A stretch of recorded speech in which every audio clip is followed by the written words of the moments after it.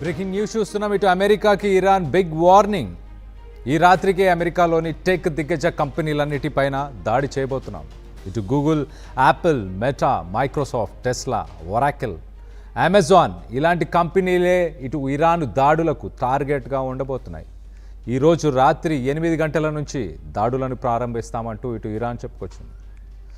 తమ దేశ నేతల ఆచూకీ కనిపెట్టడానికి ఇటు అమెరికా, ఇజ్రాయెల్కి ఈ టెక్ కంపెనీస్ సహాయం చేస్తున్నాయంటూ ఇరాన్ ఆరోపిస్తుంది.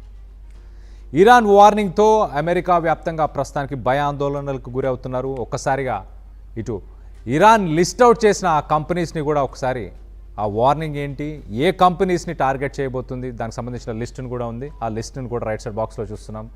ఒకసారి ఆ కంపెనీస్ డీటెయిల్స్ కూడా ఒకసారి చెప్పే ప్రయత్నం చేస్తా.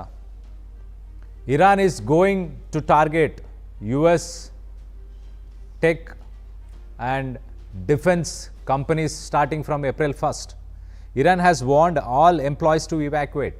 These companies combined market cap hits nearly 19 trillion.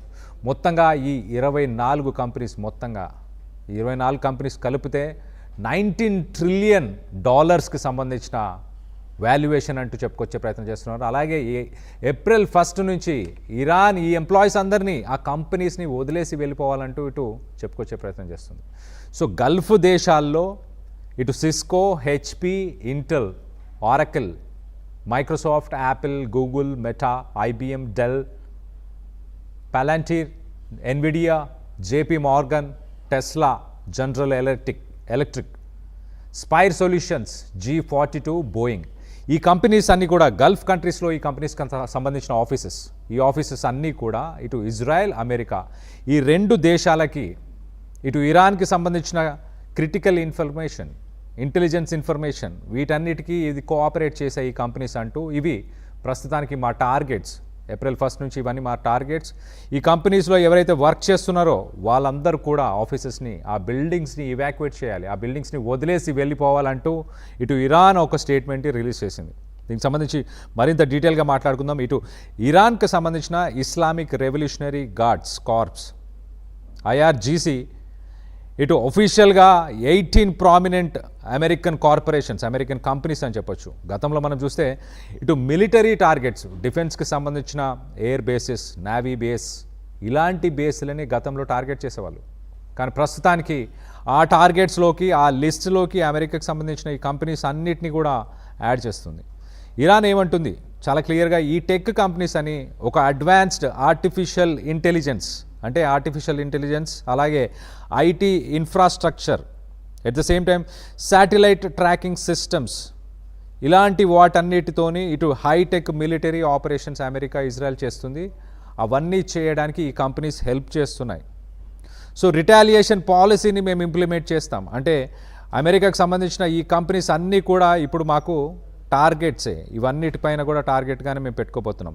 ఇటు అమెరికా ఇరాన్కి సంబంధించిన ఒక్కొక్క లీడర్ని, టాప్ లెవెల్ లీడర్స్ని గతంలో మట్టు పెట్టామంటూ ఇటు ట్రంప్ కూడా చాలాసార్లు చెప్పాడు, ఇటు ఇజ్రాయెల్ కూడా చెప్పుకొచ్చింది. సో అయతుల్లా ఖమేనీ నుంచి మొదలు పెడితే ఇటు ఆర్మీ చీఫ్, అలాగే ఇటు రీసెంట్ టైమ్స్లో ఇరాన్కి సంబంధించిన టాప్ లీడర్స్ వీరందరినీ టార్గెట్ చేశారు కదా. ఒక్కొక్క లీడర్కి రివెంజ్గా ఒక్కొక్క కంపెనీ డెస్ట్రాయ్ చేస్తామంటూ ఇరాన్ స్టేట్మెంట్ రిలీజ్ చేసింది.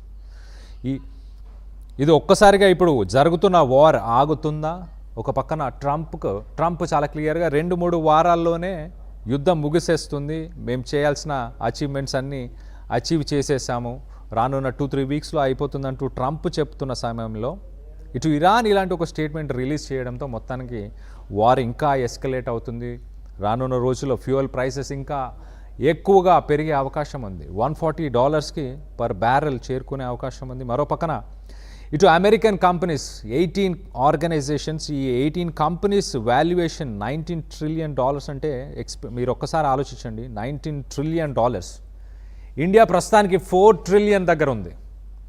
ఈ 18 కంపెనీలు కలిపితే $19 trillion, 4 trillion, 19 trillion అంటే మన ఇండియన్ జీడిపి కంటే వాల్యుయేషన్లో ఆల్మోస్ట్ 5 times. అంత పెద్ద కంపెనీస్ని ఒకవేళ అటాక్ చేస్తే గ్లోబల్ రిసెషన్ ఫర్ షూర్ 2026 కాస్త ఇటు ప్రపంచాన్ని కుదిపివేసేస్తుంది. ప్రపంచ దేశాలన్నీ కూడా వాటికి సంబంధించిన స్టాక్ మార్కెట్స్ అన్నీ కూడా కుప్పకూలిపోబోతున్నాయి.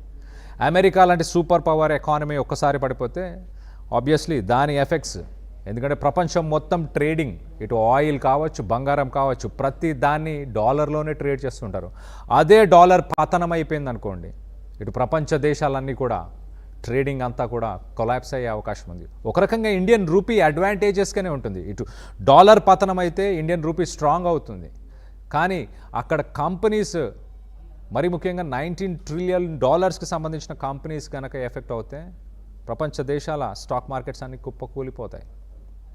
సో ఒక్కసారి ఇటు ఇరాన్ ఏం చెప్పిందో మరొకసారి చెప్పే ప్రయత్నం చేస్తాం. ఒకసారి చూస్తే ఇరాన్ రిటాలియేషన్లో ఈ స్ట్రైక్స్ చేస్తానంటూ ఇటు ఇరాన్కి సంబంధించిన టైమింగ్స్ 8 PM ఏప్రిల్ 1 సాయంత్రం రాత్రి 8 గంటల సమయం నుంచి ఈ స్ట్రైక్స్ని మేము మొదలు పెడతామంటూ ఇరాన్ చెప్తుంది.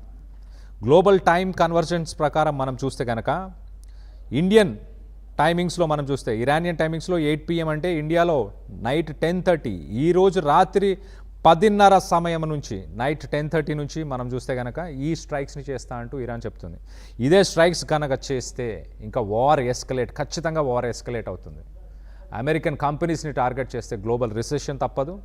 ట్రంప్ ల్యాండ్ అటాక్కి అక్కడున్న పారాట్రూపర్స్ని, అక్కడున్న 50,000 మంది, ఇటు గల్ఫ్ కంట్రీస్లో ఆల్మోస్ట్ 50,000 ఆర్మీ ఉన్నారు ట్రంప్కి, అమెరికాకి సంబంధించిన ఆ ఆర్మీని కూడా డిప్లాయ్ చేయబోతాడు. సో మూడో ప్రపంచ యుద్ధం మొదలైనట్టే.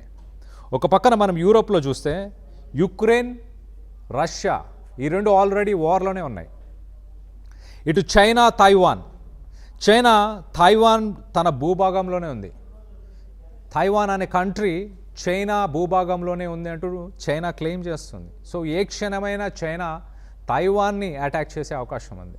ఇక్కడ Israel, America, Iran, Gulf countries అన్నీ కూడా. సో ప్రపంచం మొత్తంగా మూడో ప్రపంచ యుద్ధానికి కావాల్సిన సామాగ్రి, మూడో ప్రపంచ యుద్ధం అని చెప్పుకోవచ్చు ఒక రకంగా. ఒక దేశం నుంచి ఒక దేశానికి స్ప్రెడ్ అయ్యే అవకాశం ఉంది. నిన్నగాక మొన్న మనం చూస్తే ఇరాన్ టర్కీ, నేటో కంట్రీస్కి సంబంధించిన టర్కీ మీద ఒక బ్యాలిస్టిక్ మిసైల్ని ప్రయోగించింది. నేటో ఫోర్సెస్ ఆ మిసైల్ని న్యూట్రలైజ్ చేశాయి. ఒకవేళ న్యూట్రలైజ్ అవ్వకుండా టర్కీలో కనుక ఆ బ్యాలిస్టిక్ మిసైల్ ల్యాండ్ అయి ఉంటే ఖచ్చితంగా నేటో దేశాలన్నీ కూడా నేటో అగ్రిమెంట్స్ ప్రకారం నేటోలో ఉన్న ఏ దేశం మీదకి యుద్ధానికి వచ్చినా నేటోలో ఉన్న అన్ని కంట్రీస్ కూడా దాంట్లో పార్టిసిపేట్ చేయాలి. సో టర్కీ మీద కనుక ఆ బాంబులు ఇరాన్ సంధించిన రానున్న రోజుల్లో మూడో ప్రపంచ యుద్ధం మొదలయ్యే అవకాశం చాలా క్లియర్గా కనిపిస్తుంది. సో ఇరాన్ చేసిన ఈ స్టేట్మెంట్ ఇవాళ రాత్రి నిజంగానే ఐటీ కంపెనీస్ పైన దాడులు చేయబోతున్నారా? ఒకసారి దీనికి సంబంధించి ఇంకొంచెం మరింత డీటెయిల్గా మాట్లాడుకునే ప్రయత్నం చేద్దాం. ఇరాన్ ఏమంటుంది? ఇరాన్ చాలా క్లియర్గా ఇటు ఐటీ కంపెనీస్, ఒక్కొక్క ఇరానియన్ లీడర్ చనిపోయాడు కదా, వాళ్ళందరికీ రివెంజ్గా ఒక్కొక్క ఐటీ కంపెనీని మేము టార్గెట్ చేస్తామంటూ ఇటు ఇరాన్ చెప్తుంది. అదే ఒకవేళ జరిగితే గనక ఇటు ప్రపంచం రిసెషన్కి వెళ్ళబోతుంది. ఈ రిసెషన్ అట్లీస్ట్ 2-3 సంవత్సరాల పాటు ఉండబోయే అవకాశం ఉంది. ఆయిల్ ప్రైసెస్ కూడా $140 పర్ బ్యారెల్, ఇటు $140 పర్ బ్యారెల్ ఆ లెవెల్కి ఖచ్చితంగా ఆయిల్ ప్రైసెస్ కూడా చేరుకోబోతాయి. ఐఆర్జీసీస్ చాలా స్పెసిఫికల్గా ఇటు regional offices, data centres, operational facilities, ఈ కంపెనీస్కి సంబంధించిన వీటన్నిటిని టార్గెట్ చేస్తూ ఉంటుంది. మిడిల్ ఈస్ట్ అలాగే వెస్ట్ ఏషియా మనం చూస్తే కనుక United Arab Emirates, Bahrain, Israel, Saudi Arabia, ఈ కంట్రీస్లో ఉన్న ఆ ఫెసిలిటీస్ అన్నిటినీ ఇరాన్ టార్గెట్ చేస్తూ ఉంటుంది రాత్రి 10:30కి. మనం చూడొచ్చు ఒకవేళ కనుక అలాంటి దాడులు చేస్తే మరి అక్కడున్న ఏ డిఫెన్స్ సిస్టమ్ ఎదుర్కోగలుగుతుందా? నిన్న మొన్న లాస్ట్ 1 వీక్లో మనం ఒకసారి చూస్తే కనుక లాస్ట్ 1 వీక్లో ఇటు ఇజ్రాయెల్లో ఒక న్యూక్లియర్ పవర్ ప్లాంట్ని స్ట్రైక్ చేసే మిసైల్స్ని ఇరాన్ పంపించింది.